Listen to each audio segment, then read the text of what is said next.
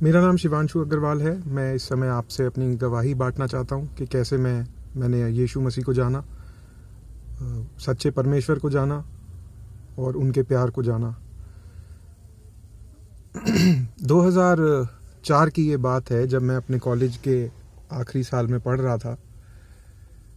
तो मैं एक दिन इंटरनेट पे काम कर रहा था, और आपने देखा होगा इंटरनेट पे कई बार ऐसा होता है कि बहुत सारी चीज़ें अपने आप खुल जाती हैं, जिन्हें हम पॉपअप कहते हैं। तो ऐसा ही एक पॉपअप मेरे सामने खुल गया, जिसमें दिया हुआ था कि जिस पे ये लिखा था कि एक प्रार्थना जो आपका जीवन बदल सकती है। अब मेरा उस समय में कोई भी धर्म की तरफ रुझान नहीं था, ना मेरा कोई ऐसा मन में था कि मैं किसी चीज़ की खोज में हूँ, या मेरे को कोई इनलाइटनमेंट हुआ हो, या मैं सच्चाई की खोज में था तो मेरे साथ। लेकिन मैं अपने जीवन में जैसे कोई भी एक आम कॉलेज में जाने वाला बच्चा होता है, वैसा ही मेरा जीवन था। लड़ाई झगड़ों में मैं थोड़ा इन्वॉल्व रहता था। मैंने ये देखा कि जो ताकतवर है उसके लिए सब लोग अपने मन में इज्जत रखते हैं, डरते हैं उससे। तो उन सब चीज़ों को देखते हुए मैं जिम जाता था। जब फर्स्ट ईयर कॉलेज का था, तब से मैं जिम वगैरह में इन्वॉल्व रहता था, और वहीं मैं कुछ ऐसे लड़कों के संपर्क में आया जो कि लड़ाई झगड़े में जिनका ज़्यादा इंटरेस्ट था। तो इस तरह का मेरा जीवन था, एक साधारण जीवन था जैसे किसी भी कॉलेज के लड़के का होता है। लेकिन उस समय जब वो पॉपअप आया, मैंने उसे देखा, उसमें लिखा था कि एक प्रार्थना जो आपका जीवन बदल सकती है।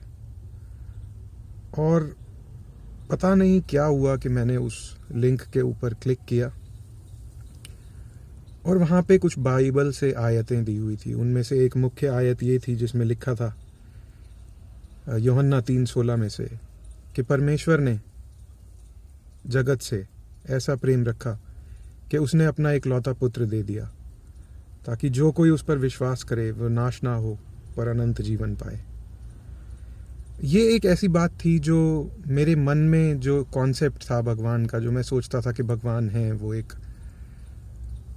राजा की तरह हैं और प्रजा उनसे डरती है, उनका भय मानती है, उससे काफ़ी अलग था। क्योंकि वहाँ पे ये बताया गया और उसमें लिखा था, मुझे पता था कि यीशु मसीह ईसाइयों के भगवान हैं और उन्हें क्रूस पर चढ़ाया गया था, उनके हाथों में पैरों में कीलें ठोकी गई थी। लेकिन मुझे ये नहीं पता था कि ऐसा क्यों हुआ। मुझे लगा शायद उनकी शिक्षाओं में कुछ ऐसा होगा जो लोगों को पसंद नहीं आया उस समय के, और उनको क्रूस पे चढ़ा दिया गया। लेकिन उस पॉपअप पे, उस पेज पे उसके बारे में और लिखा हुआ था। उसमें बताया हुआ था कि परमेश्वर जो है वो एक पवित्र परमेश्वर है, और हम हर व्यक्ति ने पाप किया है। जो भी धरती पे जिसने जन्म लिया है उसने पाप किया है। हर एक ने झूठ बोला है, हर एक ने अपने मन में व्यभिचार किया है, हर एक ने अपने माता पिता का निरादर किया है, हर एक ने कभी ना कभी चोरी की है, चाहे वो छोटी से छोटी चीज़ की हो, चाहे इंटरनेट से म्यूज़िक डाउनलोड करने की चोरी हो।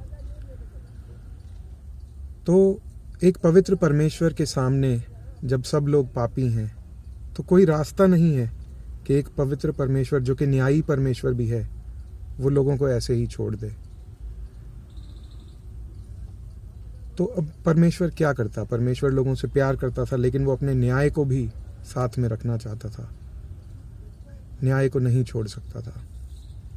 इसलिए परमेश्वर ने एक रास्ता बनाया। उसने अपने इकलौते पुत्र को, यीशु मसीह को धरती पर भेजा, और जब यीशु मसीह को क्रूस पर टांगा गया तो उस समय उसने दुनिया के सब लोगों के पाप अपने ऊपर ले लिए। जो यीशु मसीह को क्रूस पे चढ़ाया गया वो मेरे पापों के लिए चढ़ाया गया, आपके पापों के लिए चढ़ाया गया।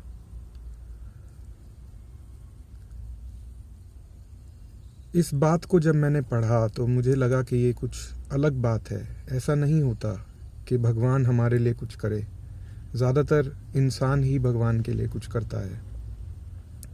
अगर हमें कुछ चाहिए होता है तो हम भगवान के पास जाते हैं, उससे बोलते हैं कि प्रभु अगर तू मुझे ये दे देगा तो मैं ये करूँगा, मैं तीर्थ पे जाऊँगा, मैं प्रार्थना करूँगा, मैं प्रसाद बांटूँगा, या मैं व्रत करूँगा, या मैं ये गलत काम छोड़ दूँगा, मैं दारू पीना छोड़ दूँगा, सिगरेट पीना छोड़ दूँगा, अगर तू मेरे लिए ये करेगा।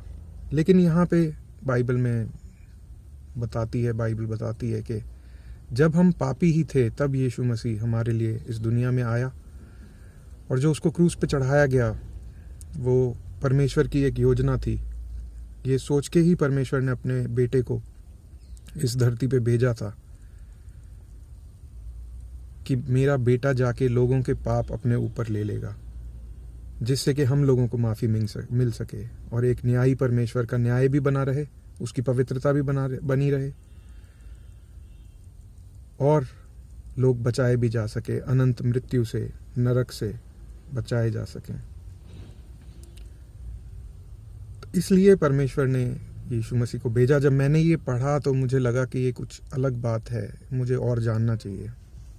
तो मैंने बाइबल पढ़नी शुरू करी, और बाइबल पढ़ते हुए ऐसा रहा कि ऐसा लगा जैसे परमेश्वर सीधा मेरे से ही बात कर रहे हैं अपने वचन के थ्रू।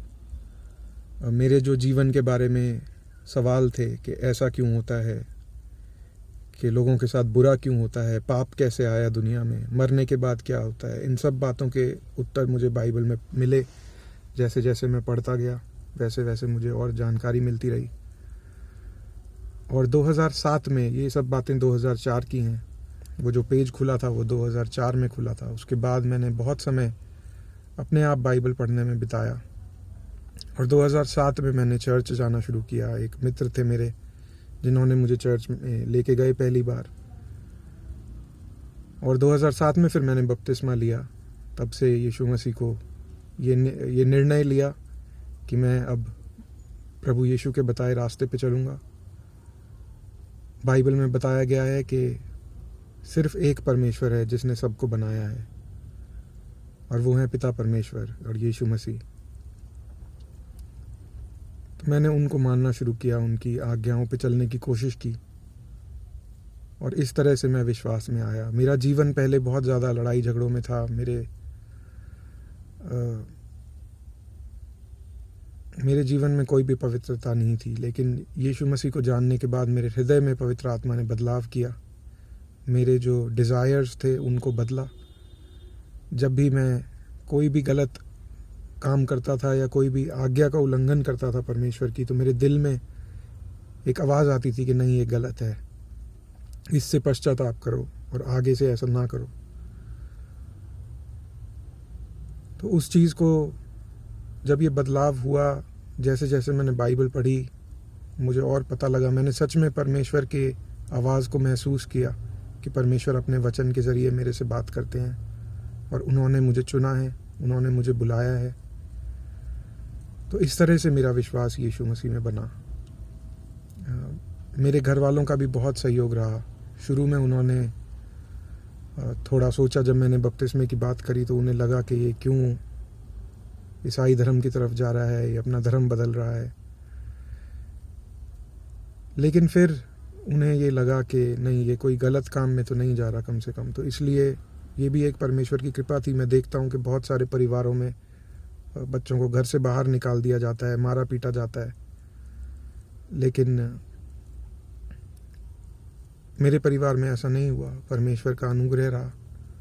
उन्होंने मुझे अलाउ किया कि जो मुझे ठीक लगे वो मैं करूं। जब ये बदलाव आया तब मैं 22 साल का था, तो मैंने ये निर्णय लिया कि मैं अपना जीवन यीशु मसीह को दूंगा और उनके बताए रास्ते पे चलूंगा, और तब से मैं विश्वास में हूँ। धीरे धीरे परमेश्वर अपने प्यार की गहराइयाँ दर्शाते हैं। थोड़े थोड़े समय के बाद ऐसा लगता है कि वो मुझे अपने साथ लेके अपने प्यार की गहराइयों को और दिखाते हैं। और मेरे लिए सबसे बड़ी बात मेरे जीवन में यही है कि परमेश्वर ने, इस जगत को बनाने वाले परमेश्वर ने, जो कि अपने सिंहासन पर विराजमान है स्वर्ग में, वो अपना सिंहासन छोड़ के इस धरती पे आया सिर्फ इसलिए कि वो हमसे प्यार करता है, और उसने हमारे लिए अपनी जान दी। किस तरह से उसने दुख सहा, क्रूस के ऊपर उसको मारा गया, और उसने मरते मरते भी ये कहा कि प्रभु इनको माफ़ कर दे, ये नहीं जानते कि ये क्या करते हैं। वो मेरे लिए सबसे बड़ी चीज़ है मेरे जीवन में, और मैं चाहता हूँ कि इस बात को मैं औरों से भी बांटूं, इसलिए आपसे ये वीडियो बना के शेयर कर रहा हूँ। परमेश्वर अद्भुत रीति से काम करते हैं। वचन में लिखा है, यीशु मसीह जब यरूशलेम में आ रहे थे तो उन्होंने, लोग चिल्ला रहे थे तो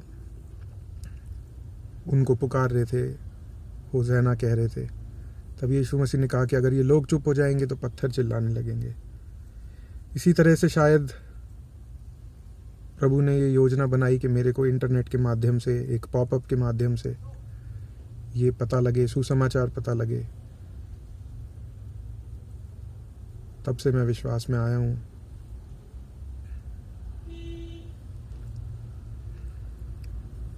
आपका धन्यवाद करता हूँ, आपने समय निकाला इस वीडियो के लिए।